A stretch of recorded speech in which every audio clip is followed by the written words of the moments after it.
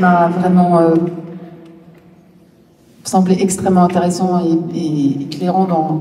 dans la façon dont Daniel parle de cette histoire d'observance et de la façon qu'elle a de s'approprier son traitement, qui lui fait faire évidemment un pas de côté, quoi, comme vous l'avez entendu dans le texte, puisqu'elle est à milieu du refus de soins, mais elle est plus dans le strict consentement au sens de la soumission à la préconisation. Et ce qui m'est apparu en lisant ce livre, et à l'aune évidemment de ce que je questionne aussi avec mon histoire personnelle, de la relation avec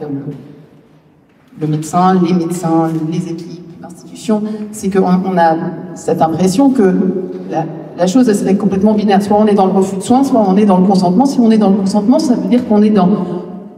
au-delà de l'observance. Moi, je ne peux pas m'empêcher d'entendre le terme obéissance dans observance, et donc véritablement dans une forme de soumission, et comme de soumission, d'adhésion totale à la préconisation. Et elle vient éclairer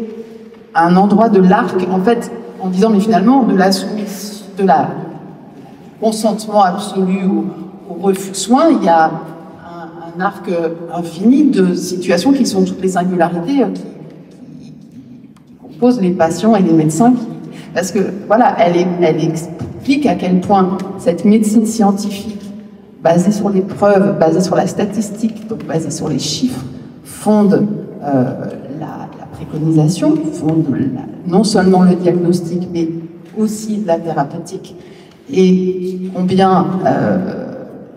il est difficile pour le médecin. C'est assez fascinant, dès l'instant où elle fait ce pas de côté, tout en continuant à dire, mais je vous écoute, mais je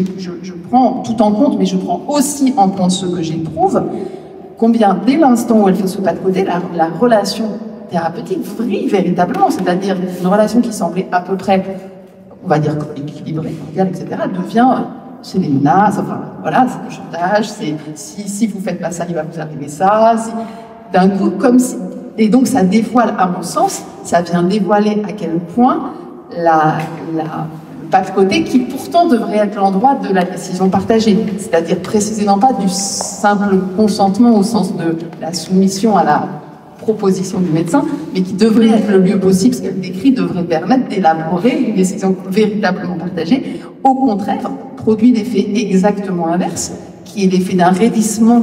du médecin, des médecins qui campent sur leur position et qui la renvoient à une position extrêmement infantilisante, comme elle dit, voilà, d'enfant qu'il faut faire rentrer dans le rang, et qu'on doit faire rentrer dans le rang en la menaçant à l'endroit de son corps. Oui, à l'endroit de son corps. Et je trouve que c'est extrêmement éclairant, cette question de l'observance, sur la question de la singularité de la relation médecin-patient. Est-ce que ça devrait... mais en tout cas, pardon, excusez-moi, je ne suis pas très claire. Ce que ça m'a permis aussi de comprendre, c'est à quel point ça dévoile non seulement la question, parce que c'est pas tant la question de la position de pouvoir qui serait active, c'est aussi la question de la soumission du médecin à l'aspect extrêmement technique de